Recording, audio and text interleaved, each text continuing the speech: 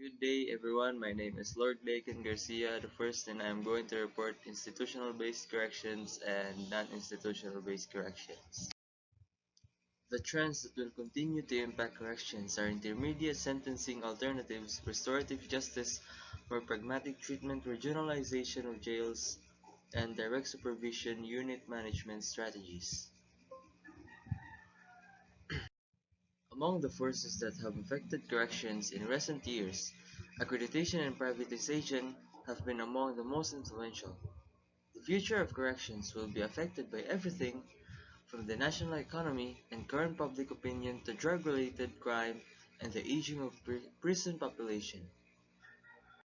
Institutional-based corrections refers to those persons put in secure and correctional facilities.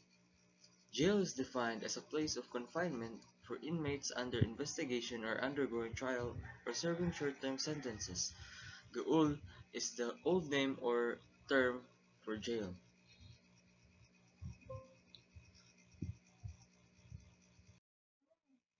Examples of institutional-based corrections. The examples of institutional corrections are prisons and jails. Prisons are state or federal housing facilities that confine convicted felons with sentences typically longer than a year. What are the advantages of institutional correction?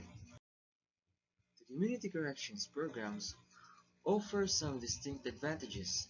The first is a cost issue. Compared to jail or prison, most of the community programs cost less.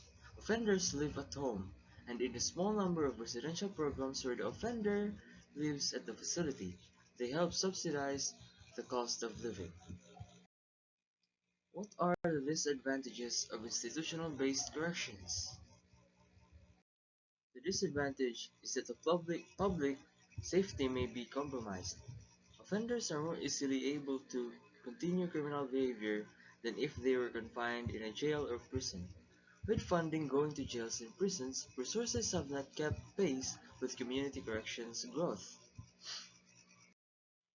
There are five models of corrections, and these are retribution, incapacitation, rehabilitation, deterrence, and restoration. Retribution. It is the response to our criminal behavior that focuses on the punishment of lawbreakers and the compensation of victims. In general, the severity of the punishment is proportionate to the seriousness of the crime. In retribution, guys, this is where, for example, uh, your criminal acts has equal punishment. For example, when you commit murder, you're also then ordered to be executed.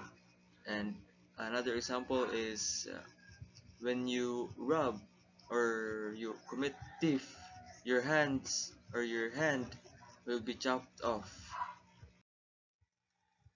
Incapacitation.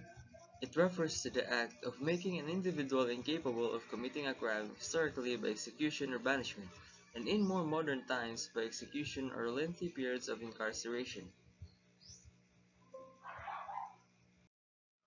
Mostly, incapacitation involves offenders who have committed repeated crimes multiple recidivists under what are known as habitual offender statutes, which permit longer than normal sentences for a given offense. It is also utilized, for example, in cases involving offenders who are deemed to be dangerous, such as those guilty of murder and likely to commit grave and violent crimes unless restrained. Because of the difficulty of identifying such offenders with certainty, the principles of incapacitation is controversial.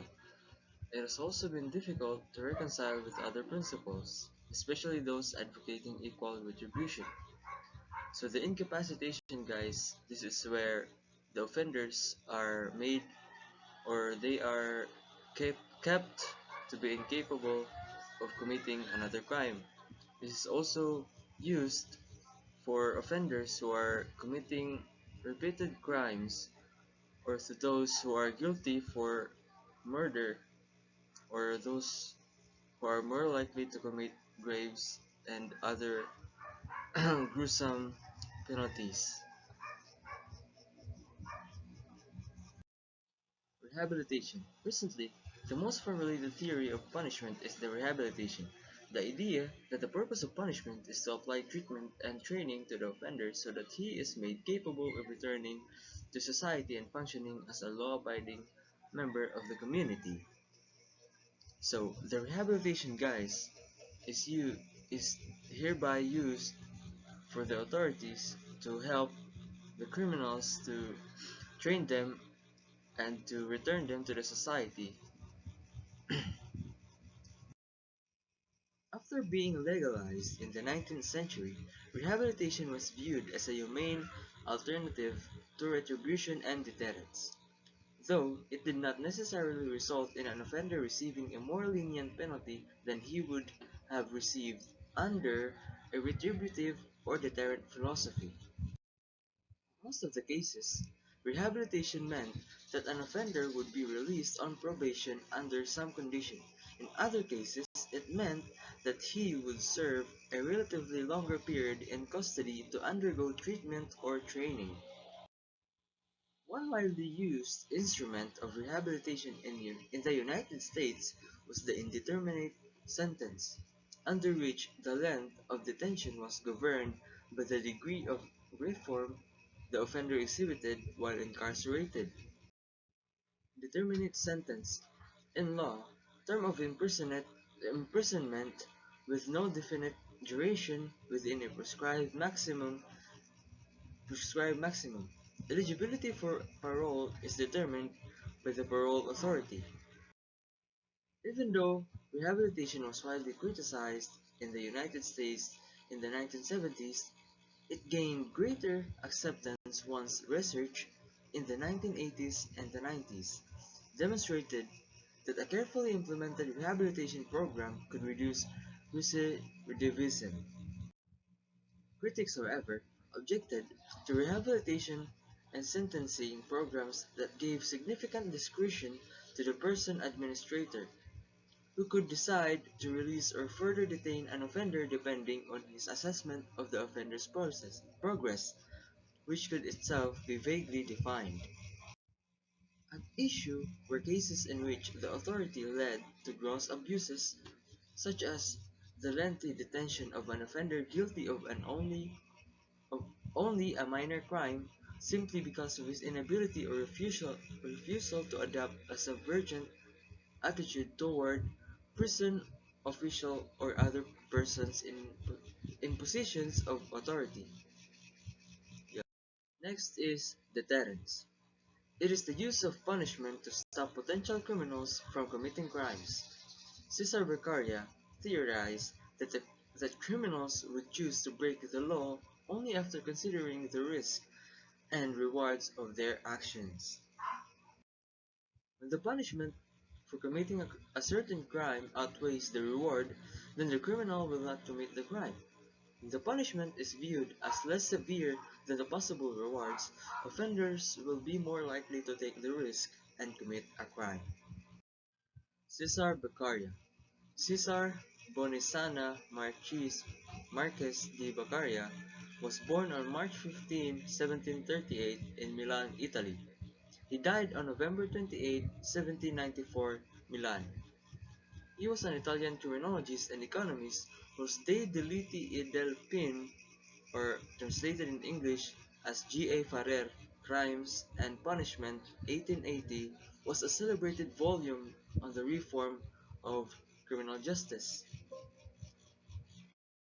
Beccaria's treatise in the first succinct and systematic statement of principles governing criminal punishment, although many of the ideas expressed were familiar, and Beccaria's indebtedness to such writers as the French philosopher Montesquieu, which he generously acknowledged, is clear.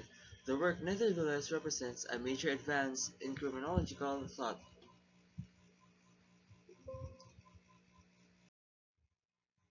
The argument of the book is founded on the utilitarian principle that governmental policy should seek the greatest good for the greatest number.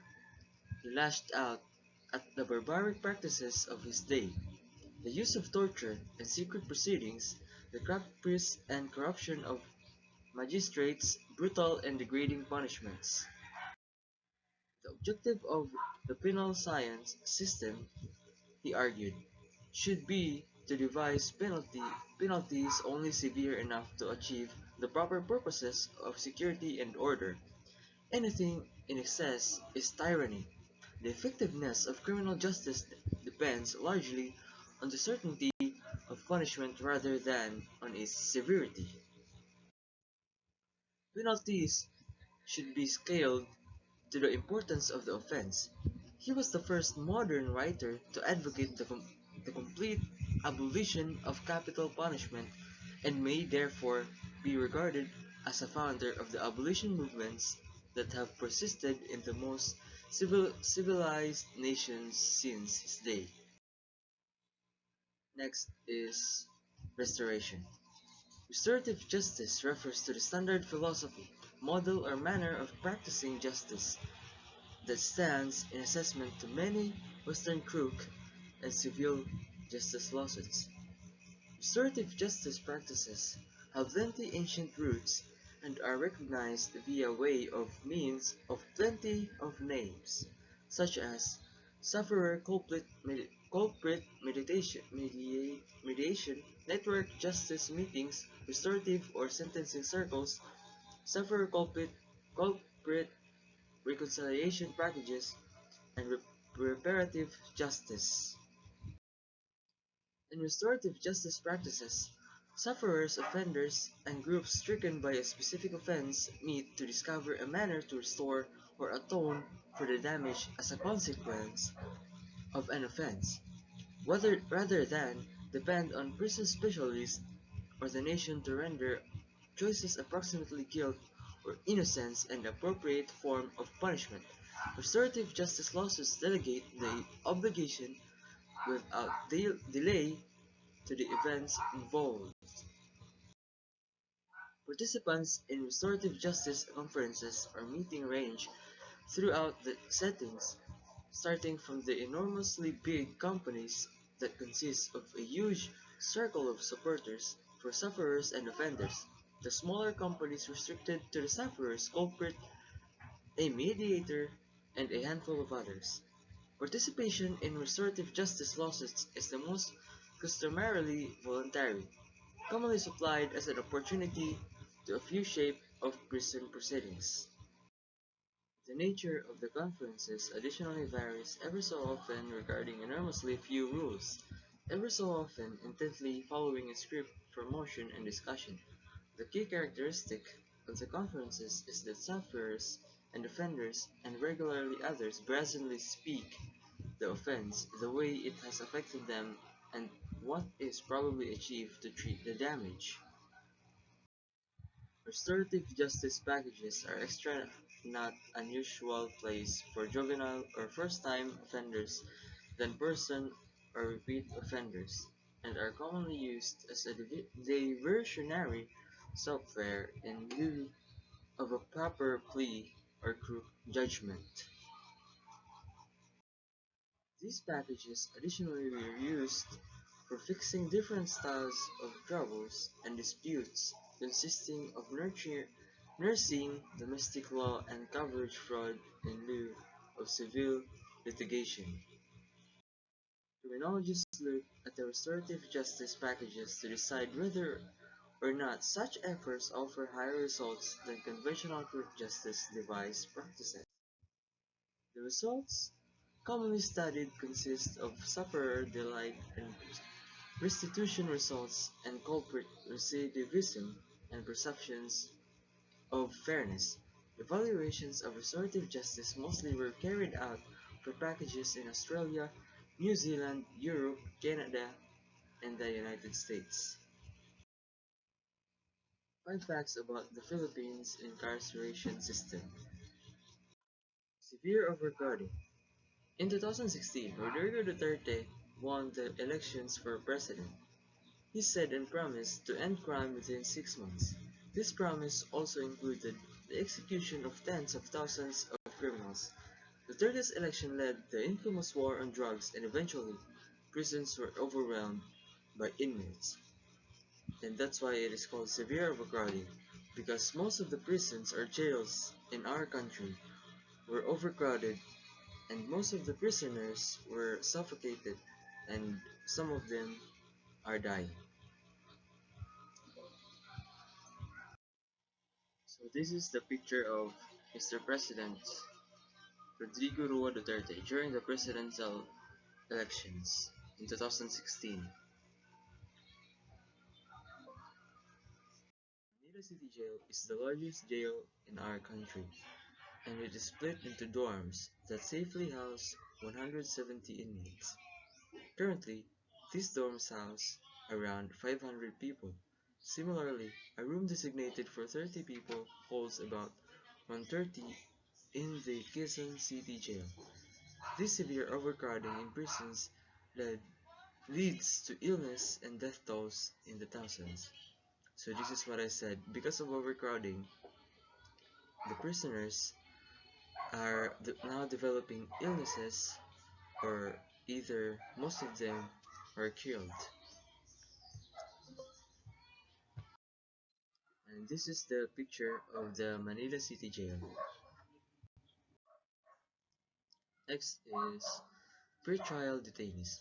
According to the World Prison Brief, 75.1% of the incarcerations within the Philippines incarceration system are pre-trial.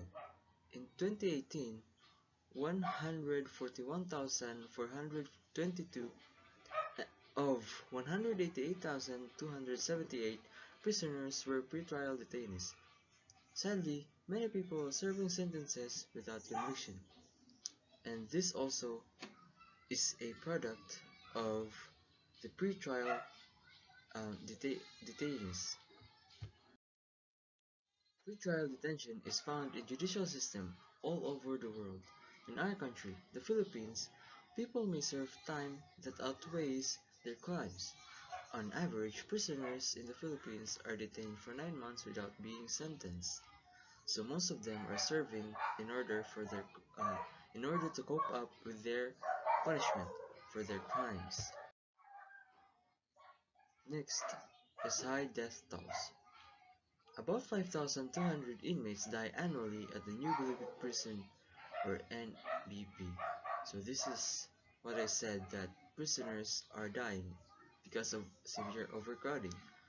High death tolls are being recorded, and annually 5,200 inmates has to uh, are dying.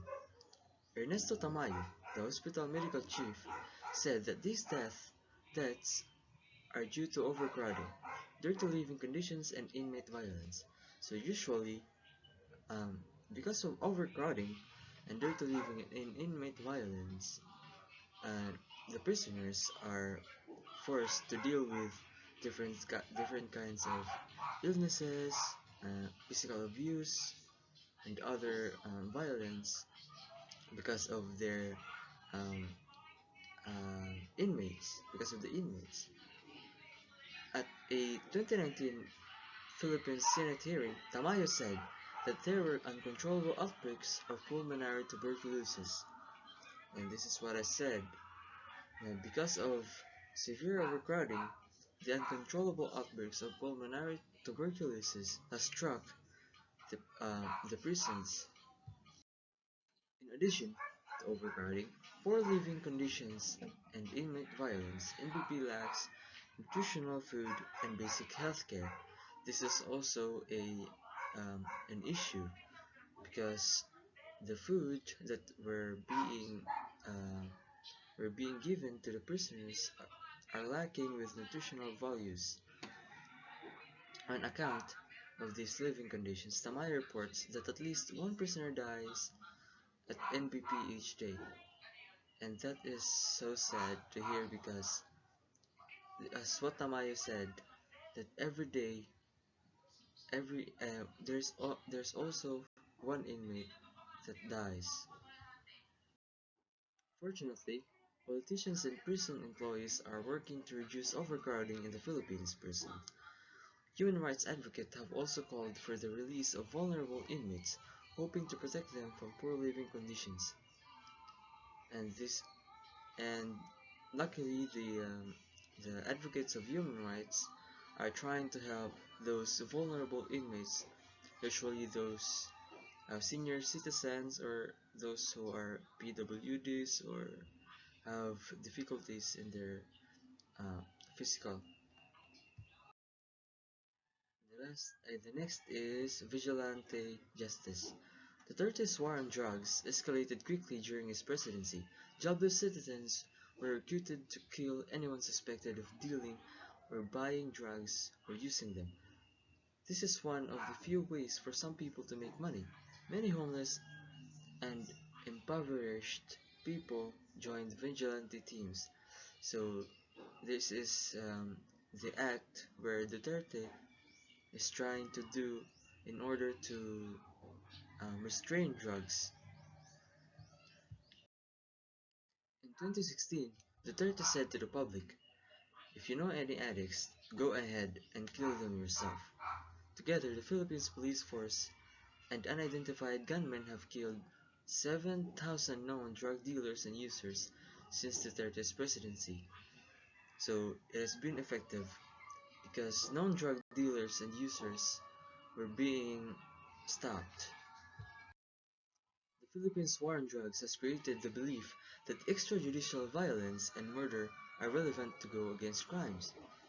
So, in the war on drugs, this also created the the belief that extrajudicial violence and murder are significant in order to cope up with crime. We need to we need to execute them in order to stop them. But the Human Rights Watch has turned the narrative around Duterte. They are publicizing information about the vigilante justice in the Philippines. Last is corruption. In, in August 2018, the public learned a former mayor may have been released from prison for good behavior.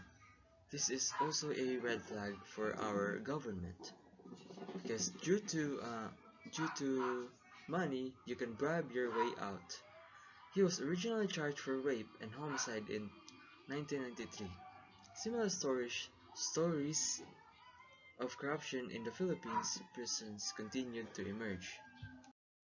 In September 2018, the public learned that a woman was told her husband's sentence would be shortened if she paid 50,000 pesos or $970. Later that year, senators stated that inmates could live like kings for a fee. So you can bribe your way out.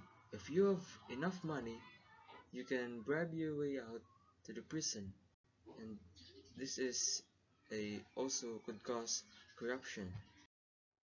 This information led to further allegations. Prison workers and officials were taking bribes to bring and distribute contraband to inmates. The contraband in question included cigarettes, cell phones, and televisions. Supposedly, inmates can also pay for personal cooks and nurses. So, prisoners could live like kings at what the topic said. And as what I have seen in the news many years before, that the police or the authorities have confiscated lots of drugs, cell phones, and televisions inside the prison cells. So that shows that prisoners are living their best life, even though they are kept behind bars. Inmates who cannot afford a better life within the prison are stuck in overcrowded and dirty rooms. So those prisons or inmates who lacks money will be stuck in overcrowded and dirty rooms. These inmates have higher rate of becoming ill and death. Now, the corruption has been unearthed. Officials are taking steps to weed it out one prison at a time. So they are now taking steps in clearing the prison cells. Next, history of imprisonment.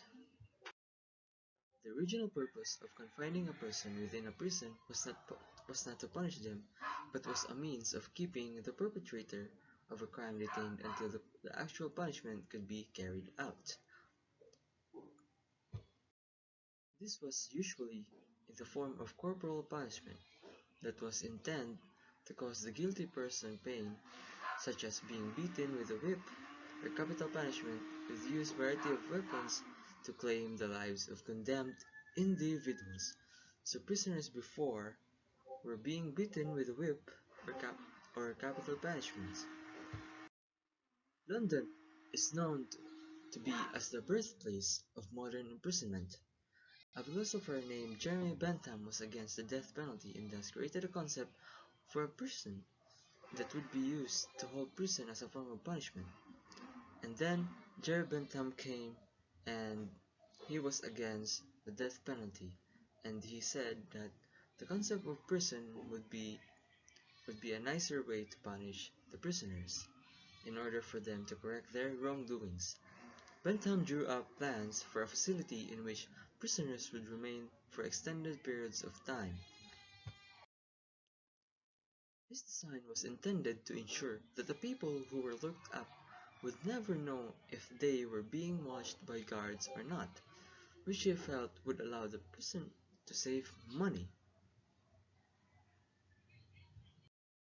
Since the inmates could not be certain how many guards were present, Bentham reasoned, fewer officers would need to be hired to maintain the peace. In the end, this prison was never built, but the concept of using prison as a form of a long-term punishment did catch on.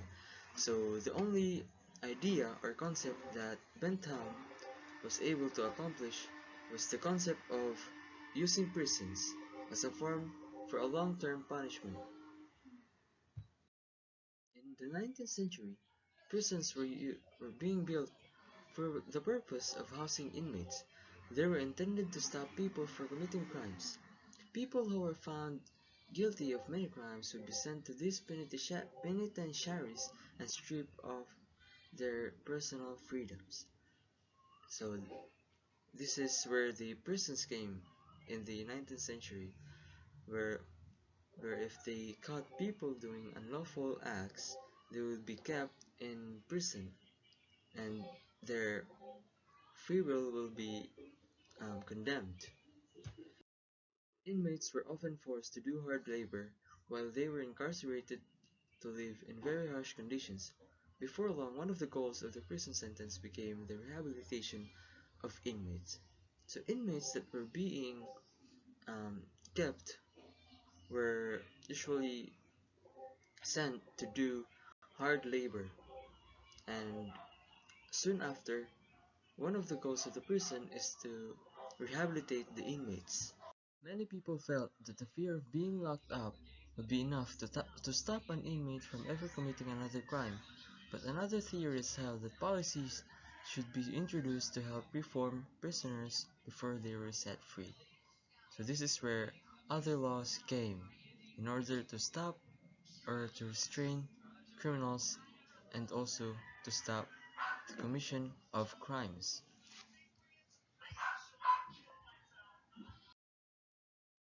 These policies include mental examinations, educational programs, and sometimes even far more drastic measures, such as electroshock therapy. So these were used in order to determine, or these were the policies that were used. An opposing viewpoint to the rehabilitative effects of imprisonment claims that being incarcerated will actually cause people to become even more involved with a life of crime.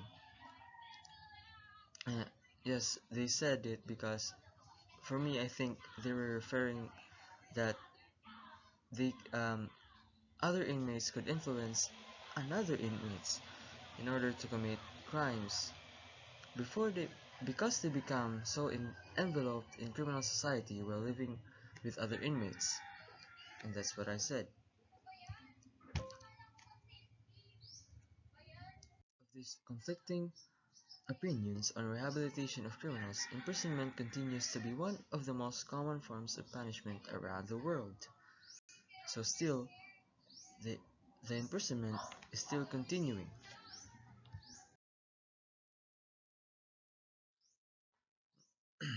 So now we tackle about the non-institutional based corrections. Non-institutional based corrections refers to the method of correcting sentence sentenced offenders without having to go to prison. So basically, non-institutional based corrections are those actions that were made in order to have prisoners not to be kept in prison. The advantages of this is that it is less costly on the part of government. Offender's family did not suffer since the offender will not be sent away from them and he will be able to go on with his life and livelihood, thereby enabling him to support his family. So still, even if he is already a prisoner, he could still live with his family, provide for them, and support them. The community will also be involved so that crime becomes less hard to control. Not all convicted offenders have to serve their sentence behind bars. Some are allowed to stay in the community, subject to conditions imposed by the government. They are either granted probation, parole, condition, conditional pardon, and recognizance. Community-based approach to corrections as a way to decongest the prisons involve the Public Attorney's Office and the National Prosecution Service effecting the intermediate release of detainees either on bail or recognizance and giving priority to the trial of detainees who cannot be released on bail or recognizance.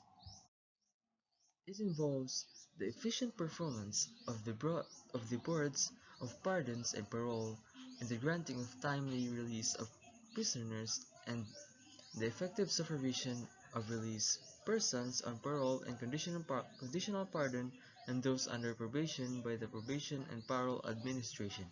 Probation and parole are two forms of non-institutional or community-based corrections. The fact that our government is facing severe budgetary crisis does not augur well for the criminal justice system, most particularly the corrections pillar, which is the last destination of society's convicted offenders.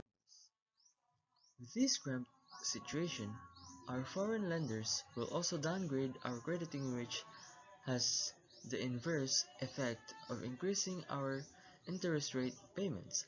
The devaluation of the peso will also lead to an increase in the price of imported oil, which will turn into forced prices of local goods to increase. Because of this, tax collections decrease, as what our government is experiencing now, while foreign debt payments increase and prices of supplies and equipment increase. Next is prison. So note guys, the difference between non-institutional and institutional community community-based corrections will be tackled later. Prison.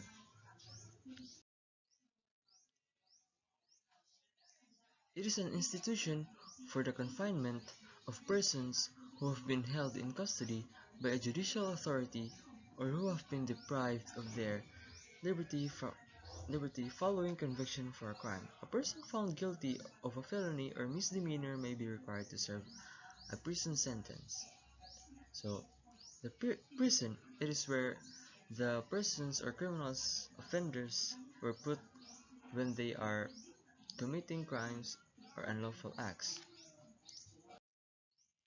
History of prison. Until the late 18th century, prisoners were used primarily for the confinement of debtors, persons accused of crimes and awaiting trial, and convicts awaiting the imposition of their sentence, usually death or transportation or deportation overseas. A sentence of imprisonment was rarely imposed, and then for minor crimes.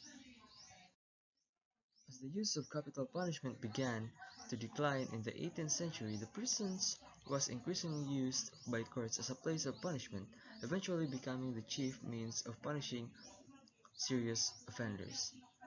So this is where the prisons has to be used in order to cater the prisoners who were serving longer period of sentence. The use of imprisonment subsequently spread worldwide, often by means of colonial empires that brought the practice to countries with no indigenous concepts of prison. By the early 21st century, a majority of centuries had abolished the death penalty, whether in law or in practice. Imprisonment was consequently the most severe form of punishment their courts could impose. So the death penalty was abolished, and then imprisonment was the substitute in order to punish the criminals or offenders. Development of the prison system. During the 16th century, a number of houses of corrections were established in Europe for the rehabilitation of minor offenders and vagrants. They emphasized strict discipline and hard labor. So during in the 16th century, they were using this strict discipline and hard labor in order to in order to correct their prisoners. Times passed, imprisonment was accepted as an appropriate method of punishing convicted criminals. Poor sanitation in this institution could spread widespread disease among prisoners, who were generally held unsegregated without any consideration for gender or legal status. So the illness or death issue in prison cells were not new, because during in the history it is also popular because of poor sanitation in prison cells. So widespread disease could easily struck the prisoners, and also those unsegregated could easily infect other inmates. Outbreaks of epidemic typhus, aka jail fever, occasionally killed not only prisoners but also jailers, and more rarely judges and lawyers involved in trials. The modern prison developed in the late 18th century, in part as a reaction to the conditions of the local jail of the time. So before, the outbreaks of epidemic typhus was um, the mainstream virus that could kill prisoners, jailers, and also judges and lawyers that were involved in trial. And in the modern and when the modern prison was developed in the 18th century, this was a reaction to the local jails of the time in order to correct them and to upgrade them. Next is jail. Are undergoing trial or serving short-term sentences. So jails are only for those prisoners who are serving short-term sentences, or for like for hours or days or how many months of confinement.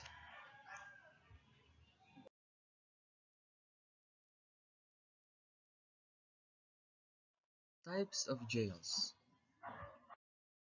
There are three types of jails, and these are lockup jails, ordinary jails, workhouses, jail farms, or camps. First is the lockup jails. It is a local jail where persons are detained prior to court hearing, or a security facility used for temporary confinement. So lockup jails are only for temporary confinement. Next is ordinary jails. These are houses for both offenders awaiting court action and those serving short sentences, usually up to 3 years. So this is a um, a combination of the lockup jail and the ordinary jails, because offenders awaiting court actions and to those who were serving short sentences were combined in these houses or in these ordinary jails.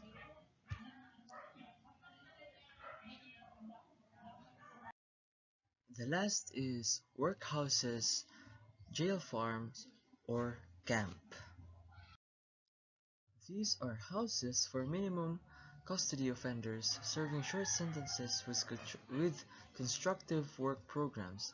It provides full employment of prisoners, remedial services, and constructive leisure time for activities. So in this type of jail, prisoners are having full employment, remedial services, and also constructive leisure time for activities. What is the difference between jail and prison? Jails. These are usually local security facility under a city, local district, or county. Jails are short-term holding facilities for newly arrested and those awaiting trial or sentencing. So, so jails typically are those facilities or institutions that were used for short-term sentencing only, usually located under a city, local district, or a county. Those sentenced to serve a small amount of time, even less than a year, may be housed in the local jail for the duration of their sentence, depending on their sentence. And prison. These are institutional facilities under the jurisdiction of the state or federal government where convicted offenders serve longer sentences. People who have been found guilty of breaking a state law are usually sent to a state prison. Those who have violated several federal laws are typically sent to federal prison located somewhere in the US. Some states have jails and prisons that are privately operated, usually by a corporation. The state basically contracts with these private facilities to house prisoners and does not have as much control over how facilities are operated. So, the difference between jail and prison, guys, is that jails are some for only longer I mean shorter sentences for those prisoners who are serving short-term sentences, and usually the jails are located in a city, uh, a county. But the prison, this is where prisoners were sent in who were serving longer sentencing sentences, who were or to those persons who were serving longer sentences to those who have committed much serious crimes. That's why they were sent in prisons, and that's the difference between the two. And the end.